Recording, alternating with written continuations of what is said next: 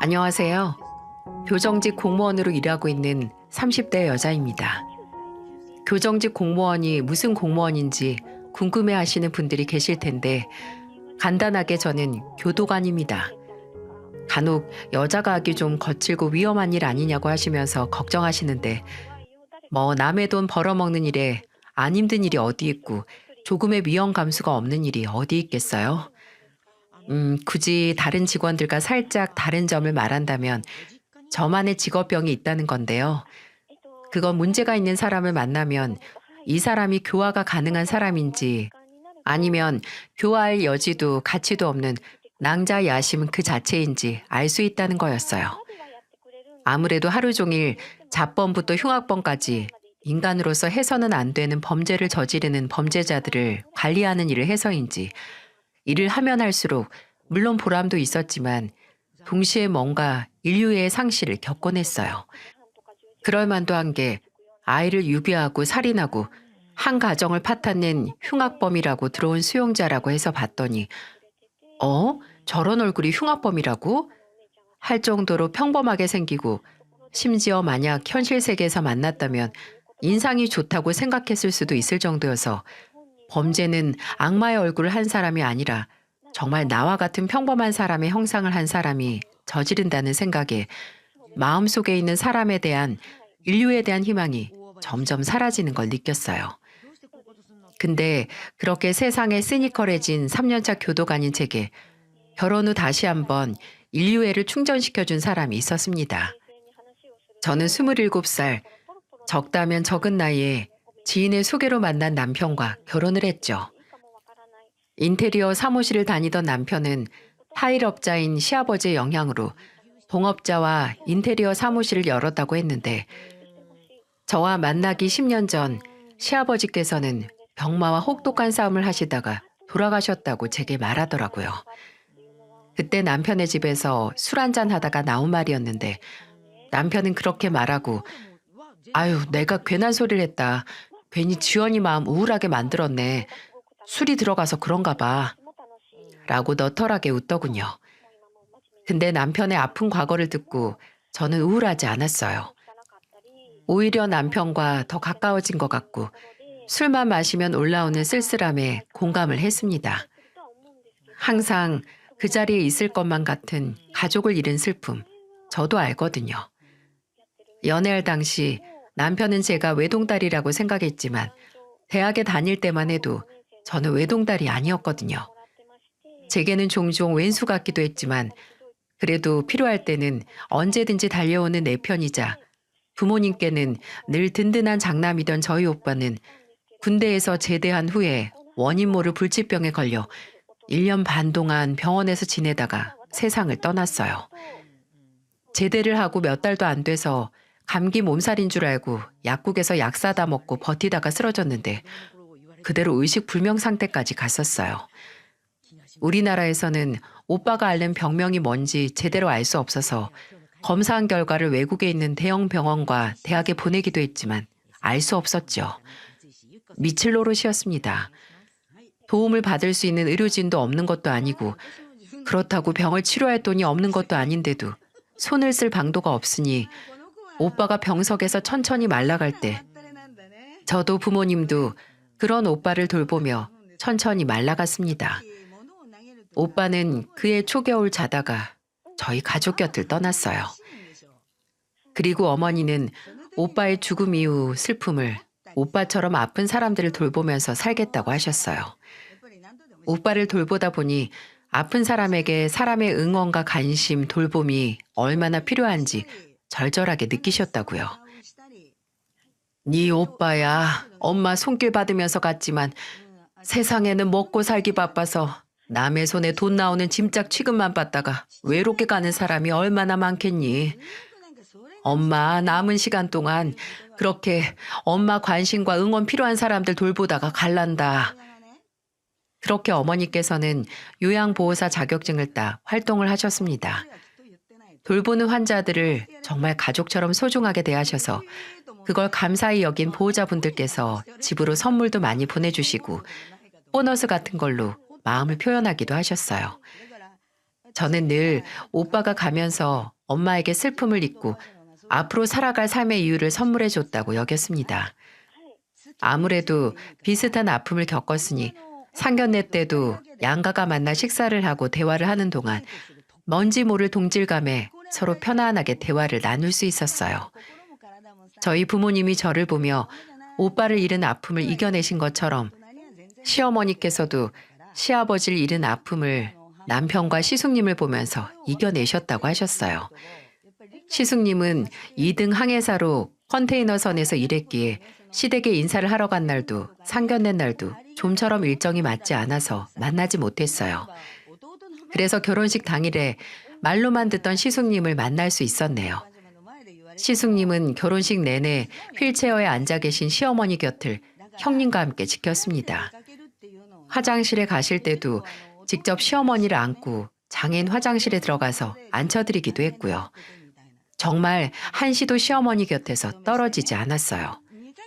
여기까지 들으시면 일하면서 소멸된 제 인류애가 효자인 시숙님으로 인해 재충전됐나 생각하실지 모르겠지만 아닙니다. 결혼 후 제 인류애를 충전시켜준 사람은 따로 있었어요. 바로 효자인 시숙님과 결혼한 형님이었어요. 형님은 저희 어머니 이후로 제 인생에 있어서 영웅 같은 존재이자 평생 존경할 수 있는 그런 사람이었어요. 형님은 시숙님과 결혼 후 시어머니를 모시며 항해 일정으로 바다에 나간 시숙님 대신 시어머니를 모시며 며느리 노릇 그리고 딸 노릇을 했습니다. 그리고 형님은 본인의 가족뿐만 아니라 다른 사람들을 챙길 줄 아는 그런 사람이었어요. 저는 저희 형님처럼 착한 사람을 본 적이 없었네요. 형님은 집에서 시어머니를 돌보는 시간 외에는 밖에서 수많은 사람들을 돌보는 봉사를 했습니다. 무료 급식 봉사도 몇 년간 해오셨고요. 신혼 때는 입양 전 아이를 돌봐주는 위탁모 신청을 해서 아이를 돌보기도 했다고 하더라고요. 그때 돌봤던 아이의 사진을 계속 간직하시기도 했고요. 그런 형님의 첫인상도 참 특이했던 기억이 나네요. 시댁에 갔을 때 한창 결혼 준비 얘기를 하고 있었는데 형님이 넌지시 제게 소년원에서도 일해봤냐고 묻는 거예요. 그래서 제가 없다고 하니까 사실 본인이 소년범들 재범률을 낮추는 교화 시스템에 관심이 많다고 방에서 본인이 지금까지 읽은 청소년 교화 시스템과 교육에 대한 논문을 가지고 나오는 겁니다. 나중에 빵을 만드는 과정이 소년범들의 교화 과정에 긍정적인 효과를 낸다는 기사를 보고 정말 제과제빵 자격증을 따기도 했죠. 그리고 소년원에 교화 훈련 프로그램 자원봉사 신청을 해서 지울 수 없는 짓을 저지른 애들에게 빵을 만들면서 성취감을 얻는 법을 가르쳐줬고요. 지금도 정확히 이유는 모르지만 형님과 아주버님은 결혼하고 나서 3, 4년이 지나도 아이가 없었는데 아마 그런 빈자리를 남을 돕고 도움이 필요한 아이들에게 손을 건네며 채운 건 아닌가 싶어요. 저도 그런 형님에게 정말 의지를 많이 했는데 제게는 부족한 긍정적이고 기분 좋은 에너지가 뿜뿜 흘러나오는 형님과 같이 있으면 괜히 저도 좋은 사람이 되는 것 같았거든요. 그래서 결혼하고는 형님과 가장 친한 친구처럼 자주 만나기도 했고 시댁에 놀러 가서 시어머니와도 시간을 많이 보냈어요. 그리고 형님은 손맛이 기가 막혔는데 원래 제가 해산물을 안 좋아하는데도 형님이 한 주꾸미 볶음이나 조개 술찜은 정말 주기적으로 생각나서 잠도 못 이룰 만한 정도의 맛이었어요. 근데 아무리 맛있어도 먹고 싶다고 매번 형님을 귀찮게 할 수는 없잖아요. 그래서 하루는 문자로 형님에게 주꾸미 볶음 레시피를 물어봤는데 몇 분 뒤 형님은 15줄이 넘게 레시피를 자세하게 풀어서 보내주셨고요. 그리고 이뿐만이 아닙니다. 그 주 제 휴무날 아침 8시 정도에 깨서 형님에게 문자가 온 걸 확인했는데 현관문을 열어보라는 의아한 내용의 문자더라고요. 그 문자를 보낸 시간은 7시 40분 정도였고요. 뭐지? 하고 현관으로 나갔는데 문 앞에는 아무것도 없고 문고리에 검은 봉지 큰 게 걸려 있는 겁니다. 안을 확인해 봤더니 글쎄 딱 봐도 색깔이 맑아서 싱싱하고 웬만한 식당에서 요리해 파는 것보다 큰 쭈꾸미가 한 봉지 가득 들어있더라고요. 저는 놀라서 형님에게 전화를 했죠. 형님, 이게 뭐예요? 형님이 새벽에 사셔서 두고 가신 거예요? 정말 안 그러셔도 되는데 그냥 인터넷으로 시켜서 해 먹으려고 했거든요. 아니야. 인터넷이나 동네 마트에서 사면 괜히 비싸기만 하고 크기는 한 입거리도 안 돼. 어차피 어머님께서 어제 저녁에 갈치조림 드시고 싶다고 해서 새벽 시장 갔다 오려고 했는데 동서 생각이 나서 그 김에 산 거야.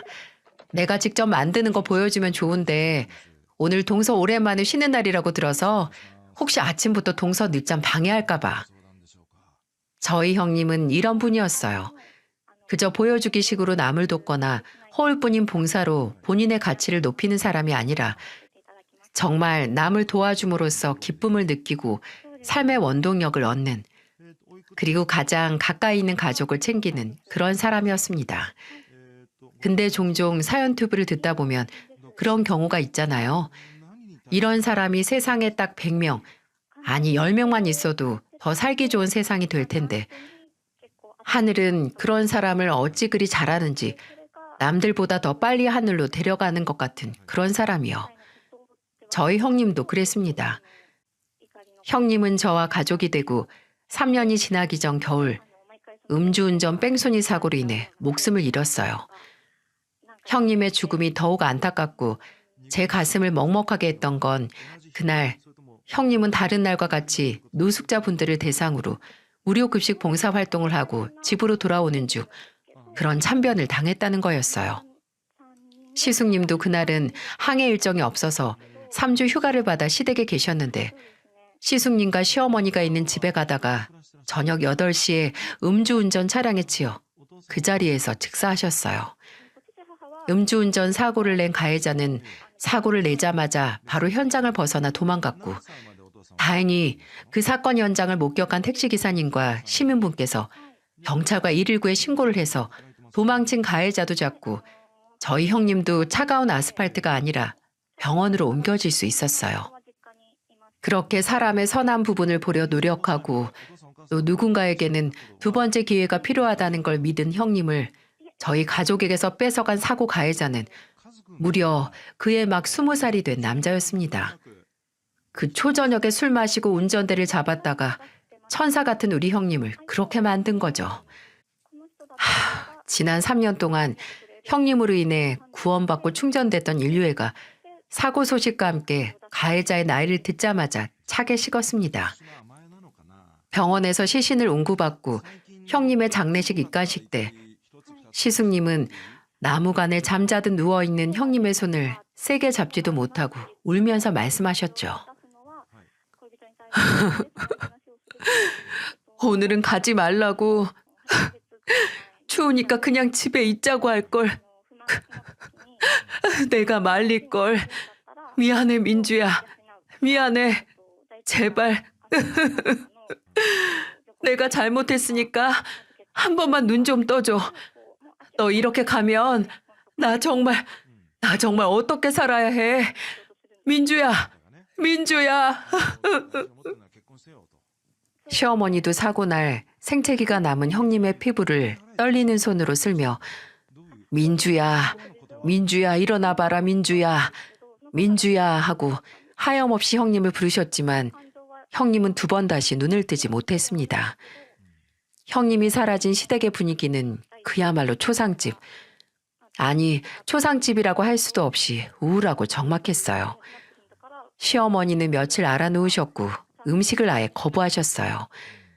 가슴이 답답해서 넘어가질 않는다고 하시면서요. 시숙님은 술에 의존해서 잠이 들기 시작했고 형님과 결혼하면서 끊은 담배까지 다시 피기 시작해 시어머니를 보러 시댁에 가면 시숙님이 하루 종일 피운 담배 연기로 안개가 껴있는 것 같기도 했어요.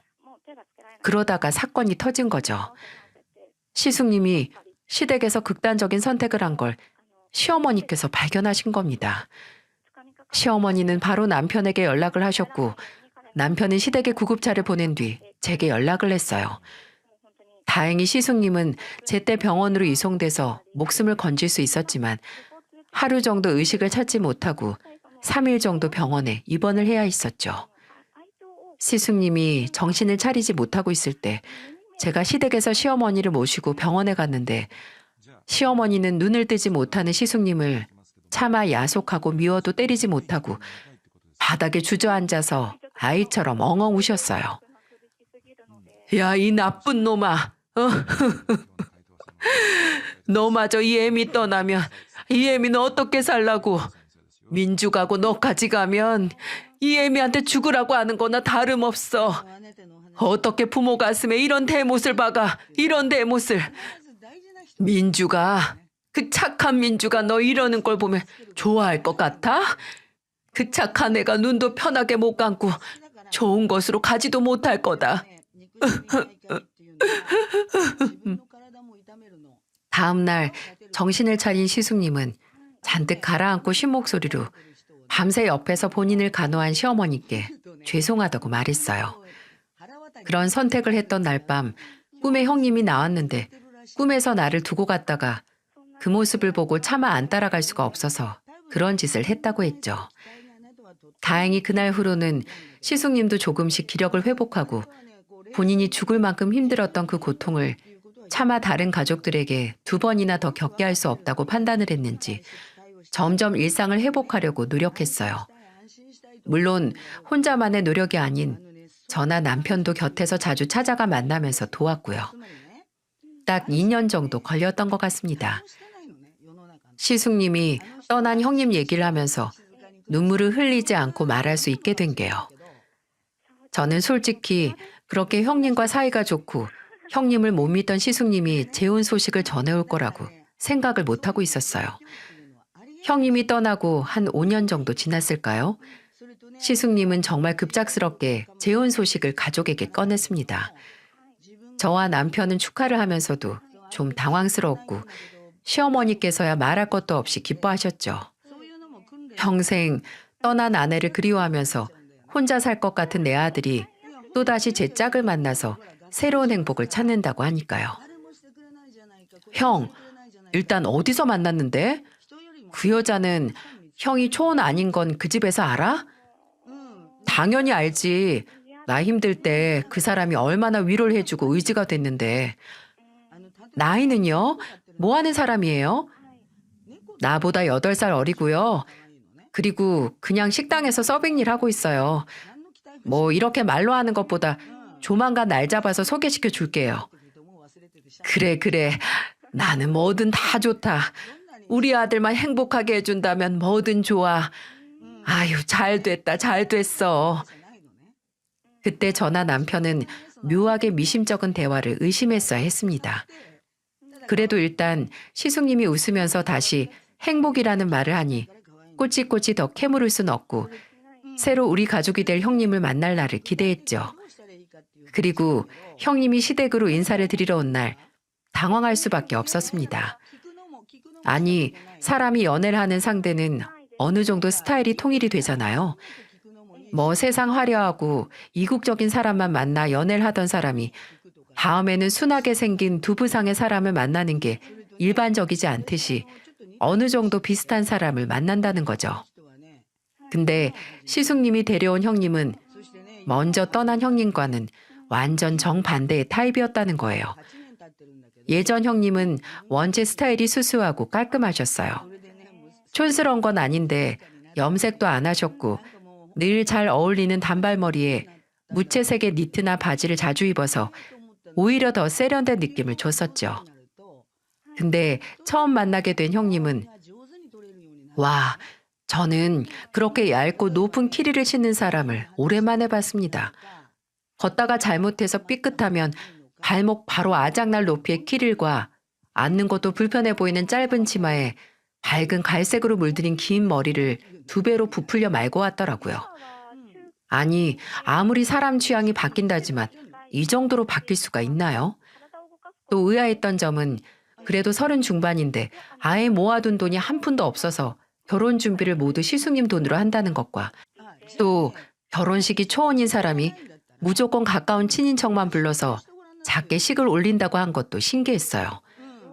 근데 뭐 이런 문제들은 좀 고개가 갸웃하다 뿐이지 그러려니 하고 넘길 수 있는 문제였죠. 오히려 시어머니는 먼저 결혼식을 조촐하게 한다는 형님을 입이 마르고 닳도록 칭찬하셨어요. 재혼인 시숙님을 배려해서 평생 한 번뿐일 수 있는 본인 결혼식을 포기한다고요. 정말 제가 뭐라 설명할 수 없는 느낌을 받은 건 바로 상견례 자리였어요. 분명 형님도 형님의 부모님들도 웃고 좋은 이야기만 하고 있긴 한데 이상하게 저 셋이서 연극을 하고 있는 것 같다는 느낌을 지울 수 없더라고요. 마치 대본을 읽는 것처럼 계속 같은 말만 되풀이하고요. 그리고 그 세 명이 연극을 하고 있다는 느낌이 든 게 가족이지만 얼굴에 닮은 구석 하나 없는 겁니다. 왜 부부도 오래 살다 보면 얼굴이 닮는데 그 사이에서 태어난 자식은 조금이라도 부모 얼굴에서 닮은 곳 하나 가지고 태어나야 하잖아요. 뭐 몇 명에 한 번꼴로 안 그런 가족도 있다지만 저는 어쩐지 형님 가족에게서 이질적인 느낌을 지울 수 없었어요. 근데 그건 제가 괜히 그렇게 느낀 게 아니었네요. 시숙님이 재혼하고 나서 1년도 지나지 않았을 때 시숙님 내외와 합가해서 살기 시작한 시어머니께서 제게 SOS 메시지를 보내기 시작하셨거든요. 그때가 시숙님이 해외 일정으로 2달 연속으로 항해를 나가셨을 때였어요. 재혼하고 처음으로 장기 항해를 하게 된 거죠. 물론 처음에는 그게 도와달라는 신호인지 알지 못했습니다. 이상하게 시어머니께 연락이 자주 오기 시작했어요.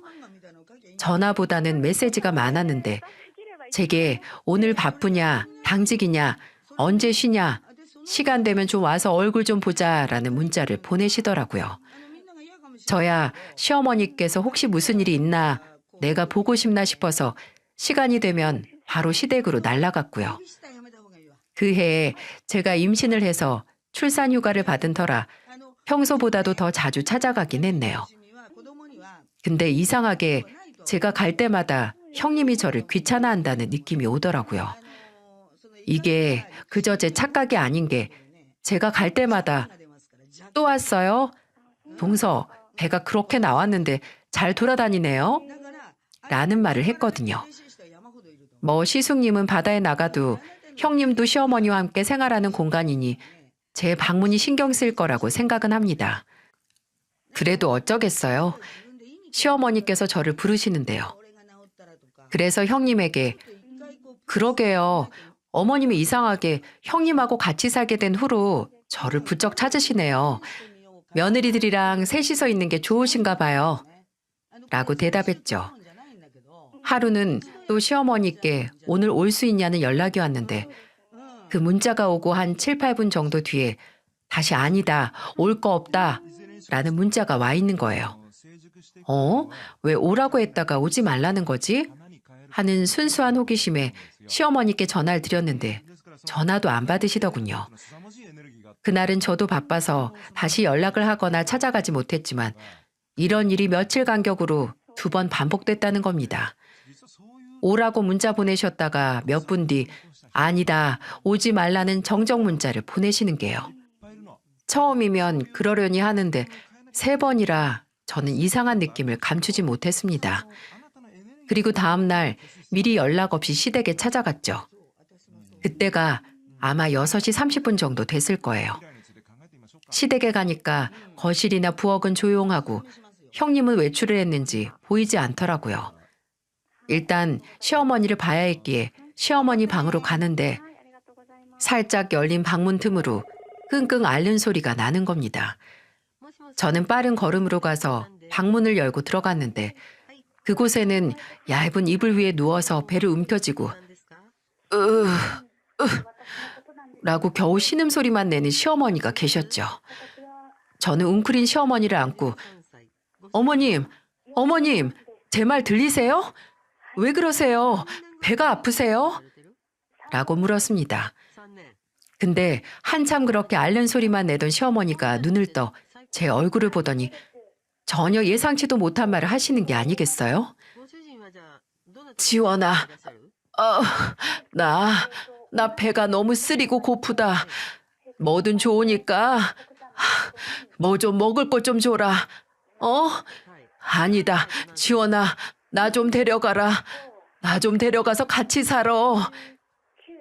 충격적이었어요. 저는 최소한 맹장이나 위경련이라고 생각을 했어요. 근데 당장 돈이 없어서 쌀이 없는 집도 아닌데 시어머니께서 배가 고프다고 알아 누워 계신 거였다니요. 분명 제가 열흘 전에 시댁에 왔을 때는 이 정도가 아니었는데 시어머니는 눈에 띄게 살이 빠져 있었고 심지어 몸을 좀 만져보니 몸의 근육도 상당히 빠져 있는 것 같았어요. 저는 황당함과 충격을 숨기지 못하고 시어머니께 혹시 마지막에 뭐 드셨냐고 언제 드셨냐고 물었습니다. 시어머니는 다 마른 입술을 겨우 움직여서 어제 아침에 누룽지탕 드신 게 전부라고 하더라고요. 그놈의 누룽지탕. 한쪽 다리가 불편하시긴 해도 지팡이 없이 조금은 보행도 가능하신 분이 밥을 못 먹은 탓인지 근육이 빠진 탓인지 아예 거동도 못하고 줄인 배를 부여잡고 바닥을 기어다니고 계셨던 겁니다. 제가 시어머니를 제대로 누이고 나서 평소에도 이러냐고 원래 형님이 이렇게 어머니만 두고 외박을 하냐고 물으니 시어머니는 한참을 가만히 계시다가 몇 번 입술을 달싹거리셨어요. 근데 그때 무슨 타이밍인지 밖에서 현관문 열리는 소리가 들리더니 형님이 집에 온 겁니다. 형님은 거실을 가로질러 가다가 문이 열린 틈으로 저를 보더니 이내 표정을 싹 굳히고 들어와 수화 붙이더라고요. 뭐야? 동서 또 왔어요? 형님은 이제 오세요? 외박하셨다면서요. 어머님이 어제 아침부터 그 누룽지탕 빼고 드신 게 없대요. 아니 외박을 할 거면 전화 제 남편한테 말이라도 해주시던가요. 그럼 저희가 와서 어머님을 챙기잖아요. 아니 난 외박도 못해요? 나는 고작 맏며느리란 이유로 외박도 못하고 집에서 어머님만 보면서 살라 이거예요? 어머님 밥 다 준비해 놓고 하루 잠깐 비운 거예요. 어머님이 요새 제 식단이 싱겁네 뭐네 하시면서 편식을 하셔서 괜히 더 안 드시고 시위하시는 거라니까요. 어떻게 내 말 그렇게 꽈서 듣는지 모르겠는데 분명히 말했죠. 그 전에 저희한테 언질이라도 줬으면 저희가 와서 어머니 이 지경 될 때까지 놔두지 않았을 거라고. 그리고 뭐 시위요? 밥은 고사하고 어머님 지금 병원에 가셔야 할 상황이라고요. 그래서 이렇게 왔잖아요. 어머님한테 밥을 드리던 병원에 모시고 가든 알아서 하려고 지금 집에 왔는데 왜 사람을 이렇게 몰아가요? 아, 저녁 7시 넘어서 저녁 식사나 병원에 모시고 갈 생각을 했다고요? 됐고요. 제가 어머님 응급실이든 모시고 갈 테니까 형님은 외박하느라 힘들었을 텐데 집에서 푹 쉬어요. 네? 그리고 저는 어머님을 모시고 차로 가까운 병원 응급실에 갔습니다. 어머님은 가벼운 영양실조 진단을 받으셨고 급하게 수액을 맞으셨어요. 그때 저는 더 이상 가만히 있어서는 안 된다고 생각을 했습니다. 형님이 가족으로 들어온 이후 미심쩍은 기분과 눈앞에 자잘한 증거들을 더 이상 그냥 넘길 수 없었어요. 그래서 수액을 맞으며 주무시다가 깬 시어머니께 물었어요. 형님이 언제 외출을 나가고 평소에 나가면 몇 시에 나가서 몇 시에 들어오냐고요. 시어머니는 형님은 거의 매일 외출을 하는데 오후 5시에 나가서 7, 8시에 들어올 때가 가장 많다고 하더라고요. 그리고 저는 시어머니께 왜 좀 더 빨리 형님이 저러는 거 말하지 않았냐고 하니까 시어머니는 다 기어들어가는 목소리로 큰아들도 안 믿어줬는데 너나 작은 애도 안 믿어줄 것 같았다 라고 하시더라고요. 그 말씀에 화도 나고 마음이 아파서 그냥 그 자리에서 사라져버리고 싶었네요. 저는 일단 작전을 세웠습니다. 며칠 뒤 저는 형님이 없는 시간에 맞춰 시댁으로 찾아갔어요. 인터넷으로 산 소형 카메라를 들고 말이죠. 그리고 그날 시어머니 방, 정확히는 TV가 놓인 서랍장 위에 안 보이게 숨기고 시어머니의 식사를 챙겨드린 뒤 집으로 돌아왔어요. 혹시 제 예상처럼 형님이 시어머니에게 가정폭력에 가까운 가혹행위를 하고 있다면 단 하루만 지나도 증거가 그 카메라에 모일 터였으니까요. 저는 며칠 뒤 다시 형님이 없는 틈을 타 시댁으로 갔습니다. 카메라를 회수하고 다시 시어머니와 함께 식사를 한 뒤 집으로 돌아왔죠. 왜 그런 거 있죠? 분명 90% 이상 예상을 했는데 막상 내 예상이 적중한 결과를 봤을 때 씁쓸함. 차라리 내가 헛다리를 짚어서 과민 반응을 한 거고 괜한 걱정을 했던 게 더 나았을 그런 경우 말입니다. 이것도 딱 그랬습니다.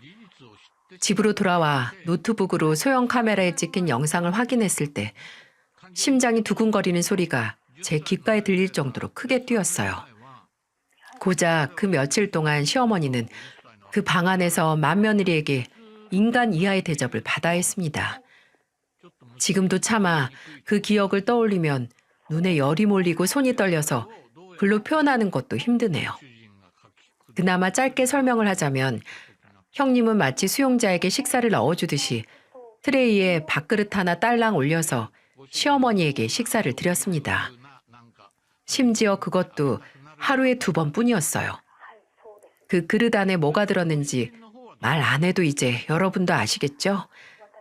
그 빌어먹을 누룽지탕이 들어있었을 겁니다. 그러다가 시어머니가 식사를 더 달라고 하면 형님은 앙칼진 목소리로 노인네가 도통 배불러 하질 않는다. 내가 식모냐 작작 먹으라는 폭언부터 한 화면에서는 시어머니가 아예 주방으로 직접 가셨나 봐요. 형님이 시어머니 팔뚝을 움켜쥐고 거동도 제대로 못하는 분을 질질 끌고 방 안으로 들어오더니 바닥에 내팽겨치는 겁니다. 그리고 왜 주방에 와서 괜히 일을 만드냐, 밥에 불만이 있으면 나가서 살라고 소리를 고래고래 지르더니 문을 쾅 닫으며 나가는 게 아니겠어요? 몸 안에 피가 부글부글 끓어오르는 것 같았습니다. 그날 저녁 저는 그 증거들을 남편에게 보여줬고 눈이 뒤집힌 남편은 당장 가서 가만히 안 두겠다고 일어났어요. 근데 저는 그런 남편을 붙잡고 말했습니다. 3일 뒤에 아주버님이 한국 도착해서 집에 오는 날이니까 다 같이 있을 때 가서 말하자고요. 그날 전까지는 제가 근무 시간 제외하고는 시댁에 가서 어머님이랑 시간을 보낼 테니 조금만 참자고 말이죠. 저는 시숙님이 오기 전 3일 동안 형님의 눈총을 받으며 시댁에서 시어머니와 함께 있었어요. 그리고 시숙님이 돌아온 날 시숙님에게 오랜만에 얼굴 봤으니 남편도 불러서 다 같이 저녁이나 먹자고 했어요.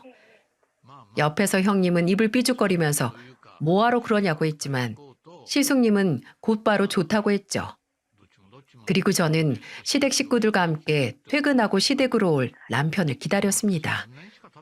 아니 정확히는 남편이 들고 올 증거 영상이 담긴 노트북이었죠. 분명 남편과 저는 그날 시댁에 오면 차분하게 증거 영상을 보여준 다음에 형님에게 가정폭력과 폭행으로 고소를 하겠다고 하고 시숙님에게는 이 여자와 이혼을 하지 않는다면 우리가 시어머니를 모시고 살 것이며 시숙님과도 연을 끊겠다. 그 말을 하려고 했어요. 근데 시댁에 들어오자마자 남편은 저와 상의한 내용을 모두 잊고 바로 형님에게 다가가더니 정말 거실이 울릴 정도로 짝소리가 나게 뺨을 올려붙였습니다. 참지 못한 거죠.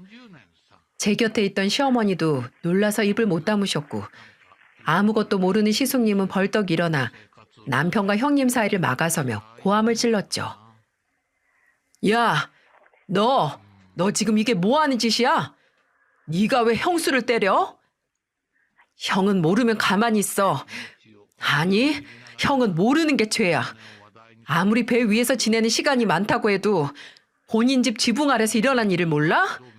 그것도 우리 어머니한테 일어난 일을?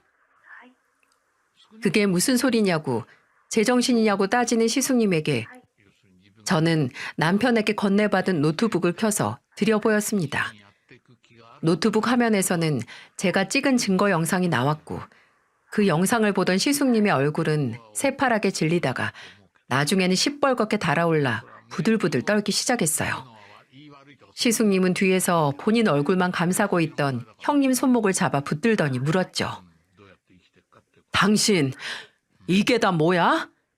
여기 영상에 나온 게 다 진짜야? 말해, 내가 묻잖아. 내가 집에 없는 사이에 대체 무슨 짓을 저지른 거야? 내가 뭘?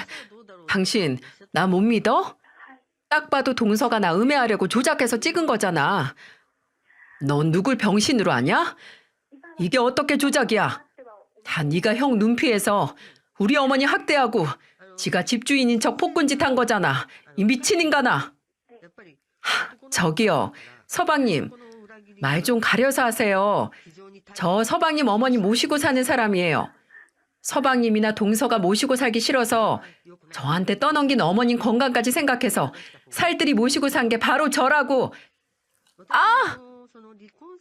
형님은 마지막 말을 끝내지 못하고 시숙님의 손에 머리채가 붙들려 방바닥으로 내팽겨 쳐졌습니다. 거기서 끝나지 않고 시숙님은 잡은 머리채를 잡아 흔들며 울분에 찬 소리를 질렀어요. 네가 어떻게 나한테 이래? 어떻게 나한테? 네 과거 다 잊고 같이 새 출발하자고 결혼해서 사는 나한테, 그리고 너 가족으로 품고 누구보다 이뻐한 우리 어머니한테 어떻게 이러냐고. 네가 사람이야? 네가 그러고도 사람이냐고. 내가 뭘 어쨌다고 이래. 이건 나. 웃겨 진짜. 내가 같이 살아달라고, 나 이뻐해달라고 했어? 지들이 결혼하자고 같이 살자고 한 주제 어디서 큰 소리야? 내가 할 만큼 했어. 이 집에서 처박혀서 나 혼자 다리도 못 쓰는 노인네 보면서 시간 낭비했다고. 근데 그깟 밥 몇 번 안 챙겨줬다고 사람을 이렇게 죄인 취급해? 그 상황에서 저는 알았습니다. 무슨 말을 해도 저 여자는 지 잘못을, 문제를 이해도 못할 뿐더러 인정도 안 할 거라고요. 그런 인간 앞에서 사람의 상식이나 도덕적인 기준을 말하는 건 시간 낭비, 에너지 낭비밖에 되지 않습니다. 그래서 저는 부른 배를 잡고 일어났어요. 어디서 그런 힘이 났는지 모르지만 저는 주저앉아 있던 그 여자의 머리채와 함께 목덜미를 붙들고 일으켰어요. 그리고 남편에게 현관문을 열라고 했고 있는 힘껏 문 밖으로 그 여자를 밀어 넘어뜨려 내보냈습니다. 그 반동으로 저도 넘어질 뻔했지만 다행히 뒤에서 남편이 절 잡아줬어요. 저는 남편 팔을 붙들고 지금 본인에게 무슨 일이 일어난 건지 인식도 못하고 있는 멍청한 얼굴을 한 그 여자한테 말했습니다. 그래, 근데 이제 이 집에 너하고 같이 살고 싶은 사람은 없고 너 이뻐해줄 사람도 없어. 그러니까 나가. 그리고 길바닥이든 어디서든 이혼 소장이랑 고소장 기다려. 내가 어떻게든 내 가족 건든 네 인생 곤죽으로 만들 테니까. 한 차례 폭풍이 지나간 집에서 정신을 차린 시숙님은 고개 숙이고 있는 시어머니에게 다가가 울면서 그러더라고요. 왜 말 안 했냐고. 왜 이렇게 당하기만 했냐고 애처럼 우는 겁니다. 그래서 제가 너무 답답해서 말했어요. 아주버님이 안 믿으셨다면서요. 어머님, 아주버님이 본인 말 안 믿어줘서 저희한테도 말 안 하셨대요. 어차피 말해봤자 안 믿을 게 뻔하다고요. 제 말을 멍한 얼굴로 듣던 아주버님은 그대로 시어머니 무릎에 고개를 묻고 우열을 했습니다. 울면서 정말 몰랐다. 나하고 있을 때는 나한테도 어머니한테도 잘해서 어머님께서 괜한 오해를 하시는 줄 알았다고 목 놓아 울었어요. 남편은 그런 시숙님 멱살을 잡고 형, 정말 내 형만 아니었으면 여기서 패버렸을 거라고 뭘 잘했다고 우냐고 하면서 화를 냈고요. 근데 그때 시어머니는 마른 팔을 들어 시숙님의 멱살을 잡고 있는 남편의 손을 가만히 잡고 말리시더라고요. 그리고 그러지 마라. 정말 몰랐겠지. 네 형이 애미가 이렇게 사는 걸 알고 그냥 있었을 사람이 아니잖아. 라고 하셨습니다. 그때 그런 시어머니의 모습을 보면서 아, 부모란 저런 건가. 본인이 무슨 일을 겪었든 당장 눈앞에 못난 자식을 감싸는 그런 존재인가 하는 생각을 하면서 속으로 눈물을 삼켰습니다. 다음 날 저희는 바로 증거들을 가지고 경찰서로 갔습니다. 그 여자를 가정폭력으로 고소를 했어요. 근데 웃긴 게 이 과정에서 이 여자가 저희에게 알린 친정집 주소가 틀렸다는 걸 알 수 있었어요. 소재지를 알아야 하는데 아예 그 여자가 본인 친정이라고 했던 집에는 사돈 어른이나 사부인이 살고 있지 않았다는 거죠. 심지어 그 사람들이 진짜 부모님이 아니라는 것도 나중에 알게 됐습니다. 그래서 경찰에서 그 여자의 소재지를 알아내는 것도 오래 걸렸어요. 나중에 시숙님이 평소 친하게 지내는 친구 집을 안다고 그 주소를 알려줬는데 정말 그 집에서 지내고 있었더라고요. 소재지를 알아낸 뒤 아예 변호사 찾아가서 이혼 소송도 해버렸습니다.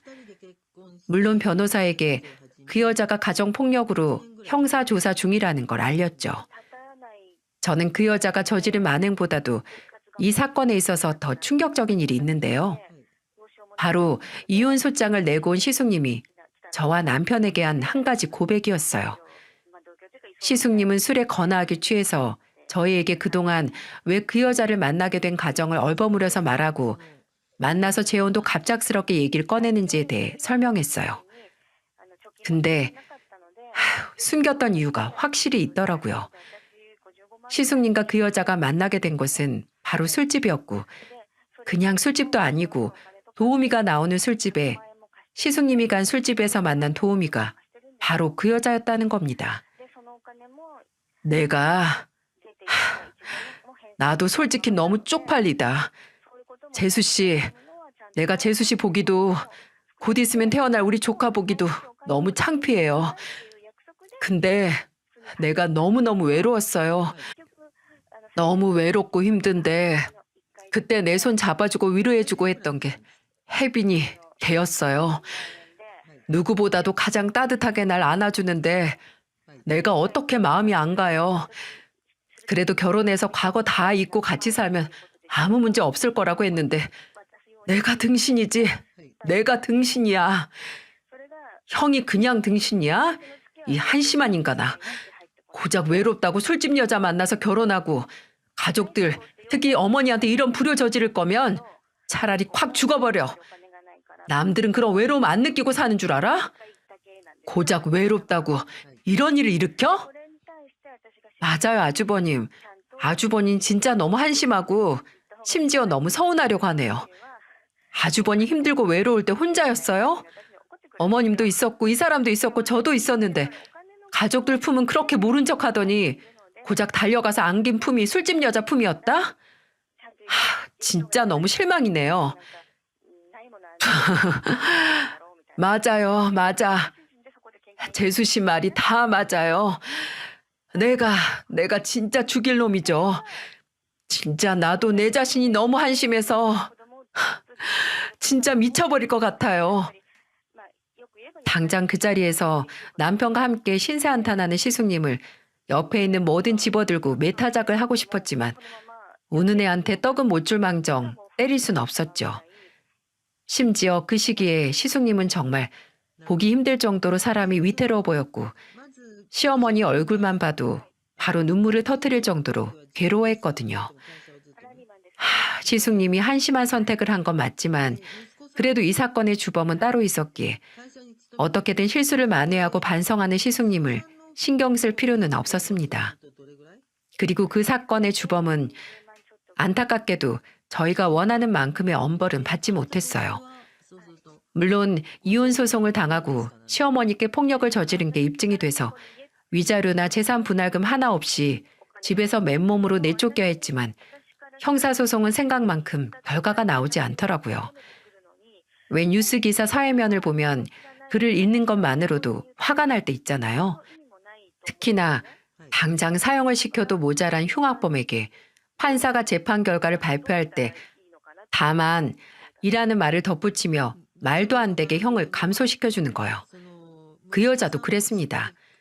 혐의는 인정하나 다만 초범이고 이 여자가 변호사를 써서 불면증과 우울증으로 인한 심신미약 상태를 주장해서 그 여자는 실형은 받지 않고 집행유예로 절감을 받았습니다. 저희 가족은 분노했죠. 당장 저희 시어머니가 거동도 못할 정도로 약해지시고 이제는 대인기피증까지 생겨서 외출도 못하시는데 그 여자는 고작 집행유예를 받고 풀려나 자유롭게 산다고요? 우리나라가 아무리 치안이 좋다고 한들 정말 강력한 처벌이 필요할 때 가해자를 위한 온갖 변명을 붙여가며 솜방망이 처벌을 하면 무슨 의미가 있나요? 더 억울했던 건 그 여자가 2년도 안 되는 결혼 생활 동안 시숙님에게 가져가서 쓴 돈이 무려 2억에 다다랐다는 겁니다. 그 여자가 명품 중독에 심지어 외제차도 뽑았거든요. 남편은 이 사실을 알고 2차 멱살을 잡았네요. 당장 돈을 돌려받을 방법이 없어서 뒷골이 당겼지만 그래도 다행히 제가 그 여자를 급하게 그 집에서 내쫓는 바람에 차나 지가 산 명품 가방, 옷, 신발을 챙겨서 나가지 못했다는 거죠. 저는 시숙님에게 말해서 그 여자가 그렇게 사랑한 명품들과 차를 팔아버리자고 했어요.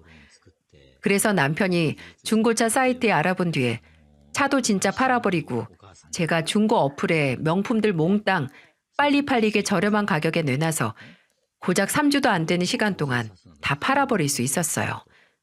정말 다행이었죠.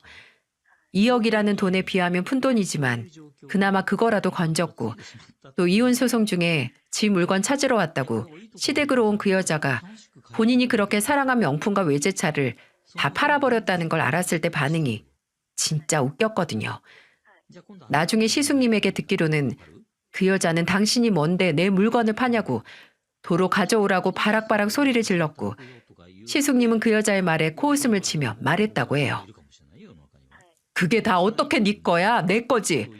너 그것들 살 때 긁은 카드 누구 건데? 그나마 네가 나한테 현찰로 뜯어간 돈은 눈 감고 넘어가는 거니까 주제 모르고 짖지 마. 너 내가 작정하고 그 돈 받아내려고 하면 너 가져다가 팔아도 못 받을 테니까 알아들어? 그 여자는 시숙님의 말을 듣자마자 바닥에 주저앉아서 애처럼 두 다리를 버둥거리며 그 차랑 옷이랑 가방들 다 내 거라고 도로 가져와 가져오라고 라고 떼를 썼다고 하네요. 물건을 그렇게 지 새끼 마냥 귀한 줄 알면서 사람은 왜 귀한 줄 몰랐을까요? 근데 저희 가족은 당장 그 여자에 만족하지 못할 처분을 듣고 분노할 여유가 없었네요. 왜냐하면 이 사건의 후유증으로 시어머니께서 마음의 문을 닫으셨거든요. 어쨌든 시숙님은 다시 승선을 해서 일을 해야 했고 아이를 낳고 나서는 저도 하루 24시간을 시어머니 곁을 지킬 수도 없고 남편도 직장이 있으니 저희는 일단 요양보호사를 고용하려고 했어요. 근데 처음 보는 사람이라 그런지 시어머니께서 좀처럼 마음을 안 여시고 적응을 도무지 못하시더라고요. 그래서 저는 어떻게 해서든 시어머니께서 맞는 보호사를 찾기 위해 어머니께 연락을 해서 주변에 가장 추천할 만한 보호사 없냐고 조언을 구했습니다. 근데 그때 저희 어머니께서 그러시더라고요. 왜 멀리서 찾니? 나 있잖아, 네 엄마. 물론 저희 어머니가 정말 유능하고 누구보다 다정한 요양보호사이긴 했지만 생각도 못 해봤거든요. 저는 어머니께 정말 진심이냐고 물었고 어머니는 그나마 얼굴을 아는 사람이 옆에 있으면 괜찮을 거라고 일단 며칠만 엄마가 가서 사부인을 돌보겠다고 하셨습니다. 근데 저희 어머니께서 무슨 마법을 부리신 걸까요? 어머니가 시댁에 머무르는 시간이 길어질수록 시어머니께서 점점 기력을 되찾으시는 게 아니겠어요? 저는 친정어머니 얼굴도 보고 시어머니도 볼 겸 간 시댁에서 시어머니가 식탁에 앉아 스스로 밥을 드시는 모습을 보고 기함을 했습니다. 원래는 보호사가 먹여줘도 입 꾹 다물고 안 드셨거든요. 그래서 어머니께 대체 비법이 뭐냐고 물으니까 어머니는 웃으시면서 말씀하셨어요. 우리 나이대 사람들이 쉴 틈 없이 나눌 얘기가 뭐겠니? 다 자식 얘기지.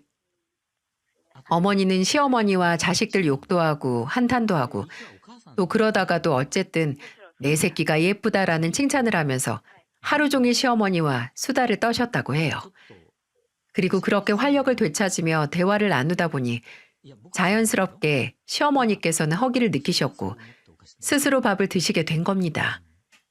그 후로는 두 분이 같이 외출도 하시고 나가서 외식도 하시게 되더라고요. 저희 어머니께서는 반년 만에 시어머니를 그 암울한 터널 속에서 세상 밖으로 끄집어내셨어요. 그리고 그 후로는 시숙님이 바톤을 받아 시어머니를 모셨고요. 시숙님은 큰 결심을 하셨어요. 본인이 바다로 나간 시간 동안은 어머니를 못 모시니까 일을 그만두고 무슨 일이든 집에서 매일 출퇴근하는 일을 시작하겠다고요. 시숙님은 저와 남편에게 너나 재수 씨가 나한테 실망한 걸 알지만 나 정말 이번에는 잘해보고 싶어. 내가 잘못한 거 평생 사죄하면서 어머니 모실 거야. 라는 말을 했어요. 다행히 시어머니께서도 끝까지 시숙님과 함께 사시겠다는 걸 택하시고 시숙님께 두 번째 기회를 주셔서 지금까지 시숙님은 시어머니를 모시며 시댁이 있는 동네에 프랜차이즈 음식점을 열어서 잘 살고 계세요. 시어머니께서 몸 상태가 괜찮으시면 휠체어에 모시고 함께 식당에 나가시기도 하고요. 또 가게에는 어차피 직원들이 있어서 시댁을 왔다 갔다 하면서 시어머니와 함께 점심을 먹고 다시 식당에 가거나 하면서 어떻게든 시어머니와 함께 시간을 보내시려고 노력 중입니다. 물론 저도 시숙님에게 실망을 하긴 했지만 그래도 그렇게 본인의 마음을 표현하고 잘못을 만회하려는 노력을 하는 걸 보니 시숙님은 그 여자와는 다르게 교화가 충분히 가능하겠다는 생각이 들더라고요.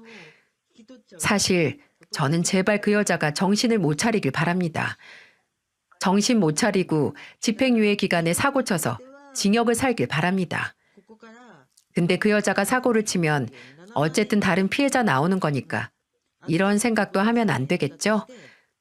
아마 단 하나뿐인 저희 형님이 이런 제 마음을 알면 의유하면서 제 팔뚝을 찰싹 때리실 거예요. 그리고 이렇게 말하겠죠. 동서, 사람은 생각하는 만큼 존중받는 거래. 라고요. 끔찍한 인간이 끔찍한 일을 당하길 기도하는 것보단 나와 내 가족이 앞으로 이런 끔찍한 인간을 안 만나고 평화롭게 살 길을 찾는 게 더 건설적인 삶을 사는 방법이라는 생각이 드네요. 늘 다른 사람들의 사연을 듣고 울고 웃고 또 분노도 하다가 이렇게 제 사연을 보내게 되니 과연 제 이야기를 들어주신 분들께서 제 이야기를 들은 시간을 후회하지 않으실지 괜히 걱정도 되고 한편으로 또 설레기도 하네요. 부디 제 이야기가 많은 분들의 공감과 마음을 얻기 바라며 들어주신 모든 분들께 감사의 말씀을 드리고 싶습니다.